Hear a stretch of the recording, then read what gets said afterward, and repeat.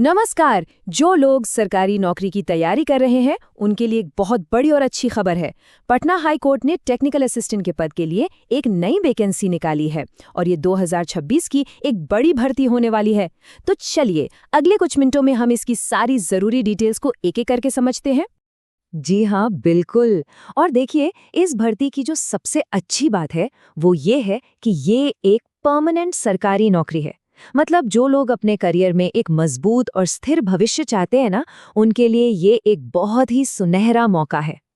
और अगर सैलरी की बात करें तो वो भी काफी शानदार है। ये लेवल 5 की पोस्ट है, जिसका मतलब है कि बेसिक पे 29,200 रुपए से शुरू होगी।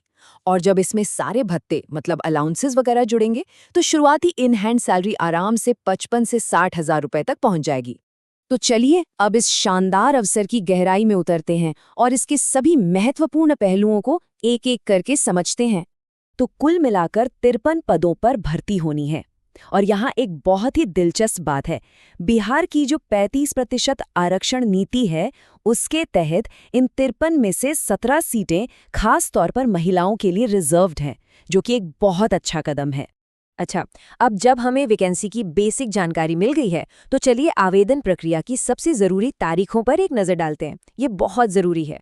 इन तारीखों को अपने कैलेंडर में ज़रूर मार्क कर लीजिए। एप्लीकेशन की जो विंडो है वो 1 अप्रैल से 30 अप्रैल तक खुली रहेगी, यानी सिर्फ 1 महीने का समय है। और अगर किसी वजह से फीस पेमेंट रह जाए तो उसके लिए 2 मई तक का समय मिलेगा। परीक्षा की तारीख का ऐलान बाद में किया जाएगा। चलिए अब अगले सेक्शन पर चलते हैं और ये पता लगाते हैं कि इस पद के लिए कौन-कौन एलिजिबल है, मतलब कौन अप्लाई कर सकता है। ये सबसे अहम सवाल है। आइए पटना हाईकोर्ट ने जो क्राइटेरिया सेट किया है उस पर करीब से नजर डालते हैं, ताकि ये पता चल सके कि क्या ये जॉब आपके लिए है। तो देखिए, इस पद के लिए क्वालिफाई करने के 3 मुख्य रास्ते हैं। या तो आपके पास बैचलर ऑफ कंप्यूटर एप्लीकेशन यानी BCA की डिग्री हो, या फिर 2 साल का IT सर्टिफिकेट, या फिर 3 साल का डिप्लोमा हो। हाँ, एक बात और, जो लोग ITI और डिप्लोमा होल्डर्स हैं, उनके लिए ये जानना जरूरी है कि उनकी क्वालिफिकेशन इन खास तकनीकी फील्ड्स में से एक में होनी चाहिए। कंप्यूटर साइंस, इलेक्ट्रॉनिक्स या फिर टेलीकम्युनिकेशन। सिर्फ एजुकेशनल क्वालिफिकेशन के अलावा एक और जरूरी शर्त है, सभी कैंडिडेट्स के पास रिलेटेड फील्ड में कम से कम 1 साल का वर्क एक्सपीरियंस होना ही चाहिए। ये कंपलसरी है। अच्छा, अब उम्र की बात करें तो अप्लाई करने के लिए कम से कम उम्र 18 साल है और जो मैक्सिमम एज लिमिट है वो कैटेगरी के हिसाब से अलग-अलग है। जैसे जनरल कैटेगरी के पुरुषों के लिए 37 इयर्स, अनरिजर्व्ड महिलाओं के लिए 40, BC/EBC के लिए भी 40 और SC/ST उम्मीदवारों के लिए ये 42 साल है। सिलेक्शन प्रोसेस को समझना बहुत जरूरी है।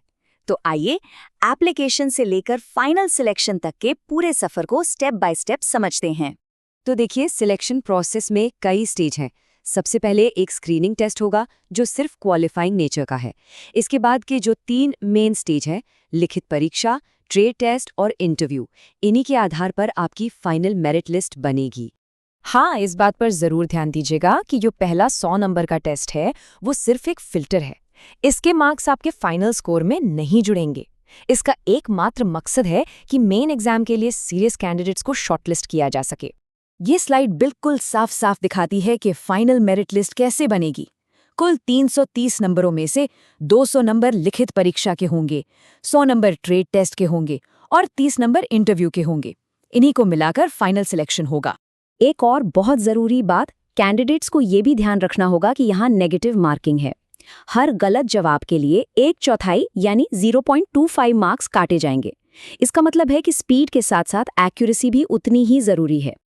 अंत में चलिए एक नज़र डाल लेते हैं एप्लीकेशन फीस और आगे के जरूरी कदमों पर। एप्लीकेशन फीस इस तरह है, जनरल, BC, EBC और EWS कैटेगरी के लिए ये 1100 रुपए है और SC/ST व विकलांग उम्मीदवारों के लिए 550 रुपए रखी गई है।